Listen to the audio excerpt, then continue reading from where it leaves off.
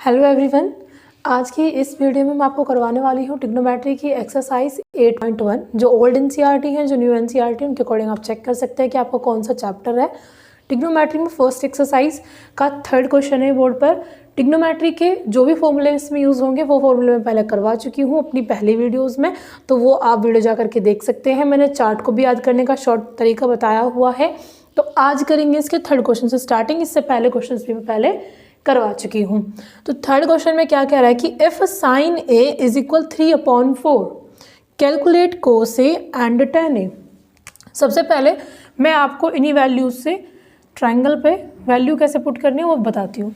Sign ए एक formula होता है जिसको कोई याद करता है पंडित बद्री प्रसाद हरी हरी बोल, ठीक है, या फिर पाकिस्तान भारत पाकिस्तान हर हर भारत, इस तरह से भी याद करते हैं।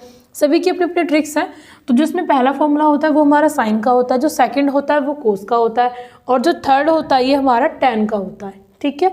फिर वापस से इनके अपोजिट चलने स्टार्ट हो जाते हैं। साइन का अपोजिट कोसेक, कोस का अपोजिट सेक, tan का अपोजिट कोट। ये भी मैं बहुत अच्छे से याद करवा चुकी हूँ पहले। तो साइन का फॉर्मूला होता है PH। तो यहाँ पे साइन की वैल्यू 3 यानी कि परपेंडिकुलर। यहाँ पे P का मतलब क्या है, परपेंडिकुलर, और H का मतलब क्या है, हाइपोटेनस। तो हाइपोटेनस कौन सी साइड होती है हमारे ट्रायंगल में, जो टेढ़ी वाली होती है इसको हम हाइपोटेनस बोलते हैं, और जो सीधी खड़ी हुई होती है वर्टिकली इसको हम बोलते हैं परपेंडिकुलर, और नीचे वाली लाइन को हम बोलते हैं बेस। अब इसने हमसे क्या कैलकुलेट करने के लिए कहा है, इसने हमसे कैलकुलेट करने के लिए बोला है कोस ए एंड tan ए। तो कोस का फॉर्मूला क्या होगा, B/H यानी कि बेस अपॉन हाइपोटेनस, ये हो जाएगा। और tan का फॉर्मूला क्या हो जाएगा, परपेंडिकुलर अपॉन बेस P/B हो जाएगा। तो हमें इसके लिए भी बेस चाहिए और इसके लिए भी बेस चाहिए। तो पहले हम इसी से ही बेस निकाल लेते हैं। देखिए कैसे निकालते हैं। जैसे मान लीजिए ट्रायंगल हो गया आपका ABC, ओके। तो आपने लिखा इन पाइथागोरस थ्योरम, इन पाइथागोरस थ्योरम। आप चाहे थोड़ा धीमा सीखें लेकिन आप एग्जैक्ट सीख जाएंगे कि हर इस तरह के हर क्वेश्चन को आपको कैसे करना है, ओके। तो यहाँ पर आपको लिखना है पाइथागोरस थ्योरम का फॉर्मूला क्या होता है आपका, हाइपोटेनस का square is equal perpendicular square plus base square, okay. Hypotenuse square इनको आप आगे पीछे भी लिख सकते हैं, पहले आप बेस लिख लीजिए फिर चाहे परपेंडिकुलर। तो हाइपोटेनस कितनी है हमारी यहाँ पर 4, परपेंडिकुलर हमारी क्या दी हुई है 3, एंड बेस हमारी क्या दी हुई है, हमको अननोन है वो में निकालनी है। 4 का स्क्वायर करोगे 16, 3 का स्क्वायर करोगे 9, एंड B का स्क्वायर तो B का स्क्वायर ही रहने वाला है। तो 16 में से 9 आपके इधर आके क्या हो जाएंगे माइनस, और यहाँ पर B का स्क्वायर। 16 में से अगर आप 9 माइनस करेंगे तो क्या बचेगा आपका 7 बचेगा। 7 के ऊपर ये जो रूट है या उसके ऊपर लग जाएगा, क्योंकि 7 का कोई भी स्क्वायर नहीं होता। जिस भी वर्ड के कोई स्क्वायर होते हैं उसका स्क्वायर रूट से कट जाता है, तो रूट से फ्री हो जाता है वर्ड। जैसे हमारा 25 है और इधर की तरफ ये B स्क्वायर है, अगर इसका रूट इस पर आकर के ऐसे लगा दें हम, तो 25 का स्क्वायर किसका होता है, 25 स्क्वायर 5 का, तो इस पे से रूट ऑटोमेटिकली कट जाएगा क्योंकि इसका स्क्वायर हम फाइंड कर चुके हैं। तो इस तरह से हम कट कर सकते हैं। तो B की वैल्यू हमारी आ गई √7, तो हमें सिर्फ वैल्यू पुट करनी है। बेस हमारी क्या आ गई निकल करके √7, और हाइपोटेनस हमारी क्या दी हुई थी क्वेश्चन में 4, तो ये तो हो जाएगा आपका कोस ए का आंसर। नेक्स्ट tan का, तो परपेंडिकुलर हमें चाहिए, परपेंडिकुलर हमारा कितना है 3, और बेस कितना है हमारा √7, तो ये हो जाएगा हमारे इसके सेकंड पार्ट का आंसर। इसी तरह से जो भी क्वेश्चंस आपके ऐसे हैं जिनमें आपको वैल्यू दे देंगे, मान लीजिए tan की वैल्यू दे दी आपसे, कोस की पूछ ली, साइन की पूछ ली, सभी में ये होता है क्योंकि 2 वैल्यू आपको दी हुई रहती है। तो थर्ड वैल्यू आप पाइथागोरस से निकालेंगे, देन उनके फॉर्मूले लिखोगे और वैल्यू पुट कर दोगे, ठीक है। अब चलते हैं नेक्स्ट क्वेश्चन नंबर 4 पर। नेक्स्ट क्वेश्चन नंबर 4 है 15 cot A is equal 8, find sign A and sec A। तो आई होप आपको अभी तक थोड़ा बहुत याद हो गया होगा। साइन ए का फॉर्मूला क्या होता है हमारा PH, और सेक किसका उल्टा होता है, सेक उल्टा होता है किसका, कोस का। कोस का फॉर्मूला होता है B/H, तो उसका उल्टा यानी कि H ऊपर और B नीचे, तो ये हो जाएगा आपका सेक का फॉर्मूला। आप इनके फुल नेम भी लिख सकते हैं, जैसे मैंने P लिखा हुआ है आप उसको परपेंडिकुलर लिख लीजिए, H लिखा हुआ है उसको हाइपोटेनस लिख लीजिए, ठीक है। ये शॉर्ट में भी लिख सकते हैं। अब हमको गिवन है कोट, पहला हम ऐसे राइट एंगल बना लेंगे एक, अब इसमें हमें देखना कोट को हम किस तरह से लिख सकते हैं। इसमें देखिए कोट को हम लिख सकते हैं 8/15। भैया 15 कहाँ जाएगा, इसके अपॉन में तो आएगा। कोट का फॉर्मूला क्या होता है आपका, BP, तो बेस एंड परपेंडिकुलर, इस तरह से आप लिख लेंगे इसको। भाई हमारा जो tan होता है उसका फॉर्मूला होता है PB, उसका अपोजिट कर दीजिए BP, तो वो होता है कोट का। तो अब हमें क्या निकालनी है इसमें, हाइपोटेनस। तो वही सेम चीज़ जैसे मैंने आपको भी पहले क्वेश्चन में कराई। इन पाइथागोरस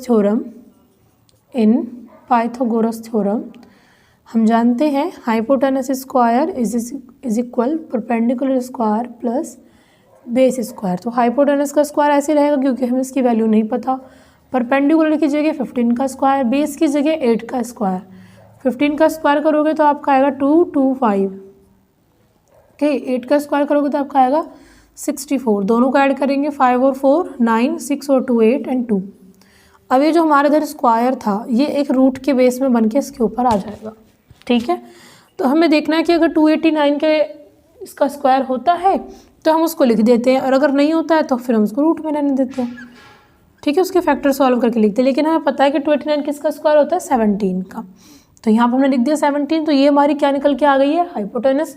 अब रखते हैं इनकी वैल्यू इसमें। तो परपेंडिकुलर क्या है हमारा 15, ये हमारा कितना आ गया निकल के, अब 17 आ चुका है। तो परपेंडिकुलर हमारा हो गया 15 और हाइपोटेनस हो गया 17।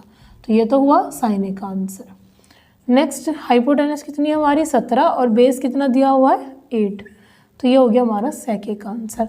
अगर इसी तरह से बोर्ड में आपको ये साइन और सेक ना देखे, यहाँ पे मान लो दे दिया जाए कोस की वैल्यू बताओ, ठीक है, तो आप कोस भी ऐसे निकालते हैं। कोस का फॉर्मूला होता है बेस अपॉन हाइपोटेनस। तो बेस की जगह आप बेस लिख दोगे और हाइपोटेनस की जगह हाइपोटेनस लिख दोगे। ठीक है, या आपसे पूछ लिया जाए कि कोसेक की वैल्यू क्या होगी, तो सेम वही सेम साइन की वैल्यू का उल्टा हो जाएगा। तो आई होप आपको इस टाइप के क्वेश्चन क्लियर हो गए होंगे कि हमको एक ट्रायंगल दिया हुआ है, उसी से हमें वैल्यू निकालनी है और बतानी है। ठीक है, अब चलते हैं इसके नेक्स्ट क्वेश्चन नंबर 5 पर। इसी तरह से सेम बेस पर क्वेश्चन नंबर 5 है। क्वेश्चन नंबर 5 में क्या कह रहा है कि हमने गिवन है sec theta is equal 13/12, calculate all other trigonometric ratios. यानी इसने हमें sec की वैल्यू दी हुई है, हमें इसके अलावा बची हुई और जो 5 ट्रिग्नोमेट्रिक रेशोज हैं, साइन, कोस, टैन, कोट, sec तो दिया हुआ है, कोसेक, इनकी निकालनी हमें वैल्यू।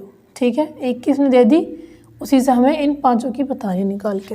तो कैसे करेंगे भाई, साइन का फॉर्मूला हमें पता ही है, PH, BH, PB, इसका उल्टा BP, फिर साइन का उल्टा HP, कोसेक का बन जाएगा।